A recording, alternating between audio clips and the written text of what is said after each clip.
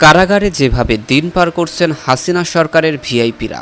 গত ৫ই আগস্ট ছাত্র জনতার গণ অভ্যুত্থানে হাসিনা সরকারের পতনের পর গণহত্যায় জড়িত বিভিন্ন অপরাধে বুধবার দুপুর পর্যন্ত ৬৬ জন ভিআইপি মর্যাদার ব্যক্তিকে গ্রেপ্তার করেছে আইন শৃঙ্খলা বাহিনী। এই তালিকায় আছে সাবেক মন্ত্রী, প্রতিমন্ত্রী, সংসদ সদস্য, পুলিশের আইজি, সাবেক ডিএমপি কমিশনার, সম্প্রতি দায়িত্ব পালনকারী কমিশনার সহ ঊর্ধ্বতন কর্মকর্তারা। কারাগারে থাকা এই ব্যক্তিরা কেমন আছেন, কিভাবে কাটছে তাদের দিনকাল, আর কি খাচ্ছেনই বা তারা, এসব নিয়ে জনমনে রয়েছে নানা কৌতূহল।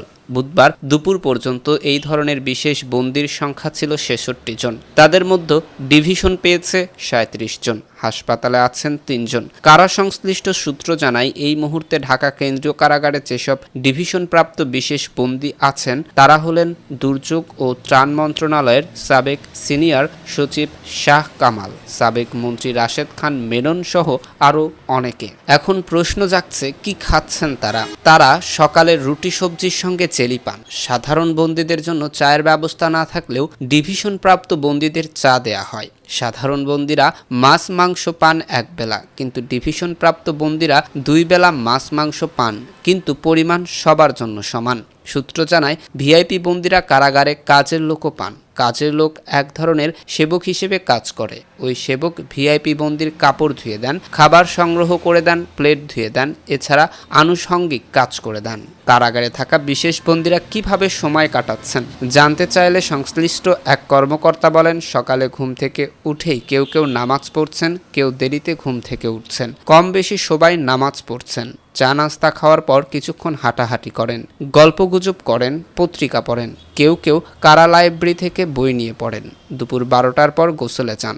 গোসল শেষে কেউ কোরআন তেলাওয়াত করেন, নামাজ পড়েন। বিকালে নির্ধারিত প্যালেসে হাঁটেন। সাধারণ বন্দী ও ডিভিশনপ্রাপ্ত বন্দীদের মধ্যে পার্থক্য জানতে চাইলে ওই কর্মকর্তা বলেন, ডিভিশনপ্রাপ্ত বন্দীরা থাকার জন্য একটি খাট পান, চেয়ার টেবিল পান। কারা লাইব্রেরিতে সবার জন্য পত্রিকা পড়ার সুবিধা আছে। কর্তৃপক্ষের অনুমোদন সাপেক্ষে সাধারণ বন্দীরা নিজ খরচে রুম নিয়ে পত্রিকা পড়ার সুযোগ পান, কিন্তু ডিভিশনপ্রাপ্ত বন্দীদের জন্য কারা কর্তৃপক্ষ সংশ্লিষ্ট রুমে পত্রিকা পড়ার সুযোগ করে দেন। তারা টেলিভিশন দেখারও সুযোগ পান। কারা সংশ্লিষ্ট সূত্র জানায়, ভিআইপি বন্দীরা কারাগারে বিশেষ সুবিধা দাবি করলেও তাদের তা দেয়া হচ্ছে না। কারা বিধি অনুযায়ী তারা যেসব সুবিধা পাওয়ার কথা সেগুলোই তাদের দেয়া হচ্ছে।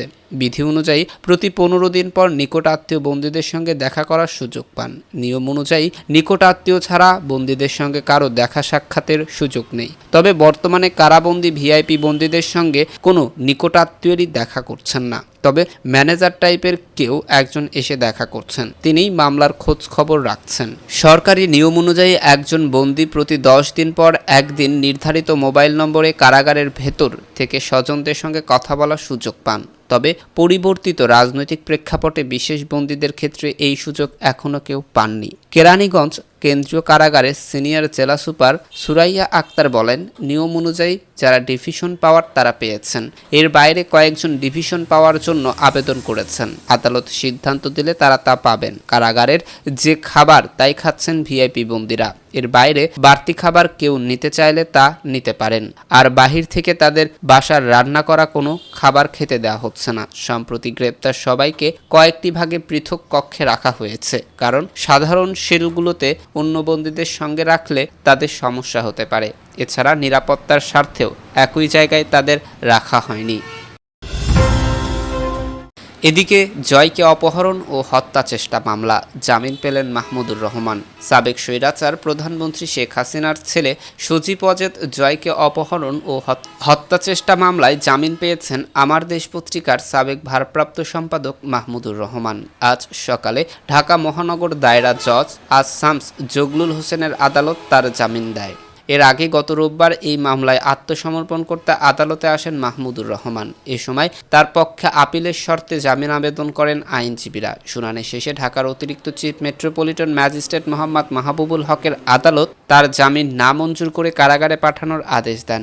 একই সঙ্গে তাকে কারাগারে ডিভিশন দেওয়ার আদেশ দিয়েছেন আদালত। জানা গেছে, সজীব ওয়াজেদ জয়কে অপহরণ ও হত্যা চেষ্টা মামলায় গত বছরের ১৭ই আগস্ট ঢাকার অতিরিক্ত চিফ মেট্রোপলিটন ম্যাজিস্ট্রেট আসাদুজ্জামান নূরের আদালত আমার দেশ পত্রিকার সাবেক ভারপ্রাপ্ত সম্পাদক মাহমুদুর রহমান এবং সাংবাদিক শফিক রেহমান সহ 5 জনের পৃথক 2 ধারায় 7 বছরের সশ্রম কারাদণ্ড দেন।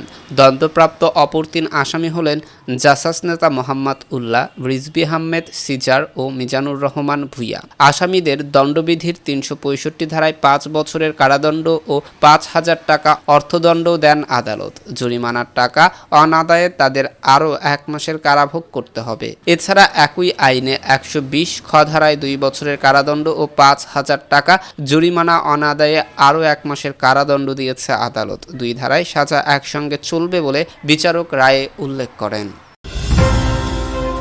এদিকে শেখ হাসিনাকে বেআইন ডেকেই দেশের সর্বনাশ করেছেন নজরুল ইসলাম মজুমদার, নাসা গ্রুপ ও বেসরকারি এক্সিম ব্যাংকের চেয়ারম্যান। তবে এসব ছাপিয়ে ভারত পালিয়ে যাওয়া সাবেক প্রধানমন্ত্রী শেখ হাসিনাকে তিনি বেআইন ডাকতেন। পত্রিকার পাতা খুললেই চোখে পড়ে শেখ হাসিনার পাশে দাঁড়ানো তার হাস্য উজ্জ্বল ছবি। এই সুবাদে তিনি ব্যাংক মালিক সংগঠন বিএবির চেয়ারম্যান পদ পেয়ে যান। টানা প্রায় 15 বছর এই পদে যাওয়ার পর তাকে আর পেছনে ফিরে তাকাতে হয়নি।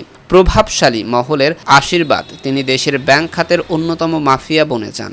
আর্থিক খাতের নানা প্রতিষ্ঠানে চাঁদাবাজির টাকায় দেশ বিদেশে গড়ে তোলেন অঢেল সম্পদ। বাংলাদেশ ছাড়িয়ে বিশ্বের একাধিক দেশে রয়েছে তার বিপুল অঙ্কের বিনিয়োগ। তবে শেষ পর্যন্ত চোরের 10 দিন গৃহস্থের 1 দিন প্রবাদের মতোই তারও শেষ রক্ষা হয়নি, তিনিও ধরা পড়লেন। সূত্র বলছে মজুমদার মূলত 2017 সালের পর দেশের ব্যাংকিং সেক্টরে নিজেকে একক ক্ষমতাধর বলে জানান দেন। এই সময় তার বড় ছেলে ওয়ালিদ ইবনে ইসলামের সঙ্গে ঢাকা সিটির মেয়র শেখ ফজলে নূর তাপসের ভাইরার মেয়ের বিয়ে হয়। এই সম্পর্কের সূত্র ধরে হাসিনাকে বেআইন ডাকা শুরু করেন তিনি। আওয়ামী লীগ সরকার ক্ষমতায় আসার পর সাবেক প্রধানমন্ত্রী শেখ হাসিনার সঙ্গে ঘনিষ্ঠতার সুবাদে মজুমদার ব্যাপক ক্ষমতাধর হয়ে ওঠেন। অংশীদারি ব্যবসা হলেও ক্ষমতার দাপটে নাসা গ্রুপে তিনি একছত্র আধিপত্য কায়েম করেন। এক পর্যায়ে কোম্পানির 20% শেয়ার হোল্ডার ও স্পন্সর পরিচালক আলতাফ হোসেনকে বেআইনিভাবে বের করে দেওয়া হয়। পরে একাধিক সাজানো মামলার পর গোয়েন্দা সংস্থাসহ প্রশাসন লেলিয়ে দেওয়া হয় তার বিরুদ্ধে।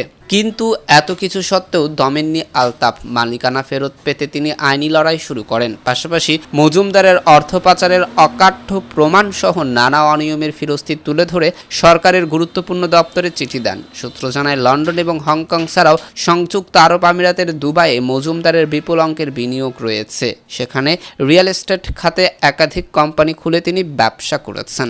এছাড়া 2015 সালের দিকে তিনি সৌদি আরবের কৃষি খাতে বিনিয়োগ করেছেন। একাধিক খেজুর বাগানে বিনিয়োগ রয়েছে তার। এছাড়া যুক্তরাষ্ট্র এবং কাতারের রাজধানী দোহায় তার সম্পদ রয়েছে বলে জানা গেছে। সিআইডি জানায় ব্যক্তিগত ক্ষমতা ও স্বেচ্ছাচারিতার মাধ্যমে নাসা গ্রুপের স্বার্থ সংশ্লিষ্ট 4টি প্রতিষ্ঠানের অনুকূলে প্রায় 21,000 কোটি টাকার ঋণ নিয়ে শত শত কোটি টাকা দুবাই, যুক্তরাজ্য, কানাডা, সিঙ্গাপুর, থাইল্যান্ড সহ বিভিন্ন দেশে পাচারের অভিযোগে তার বিরুদ্ধে পৃথক অনুসন্ধান করছে সিআইডির ফাইন্যান্সিয়াল ক্রাইম ইউনিট। এতক্ষণ আমাদের সাথে থাকার জন্য ধন্যবাদ।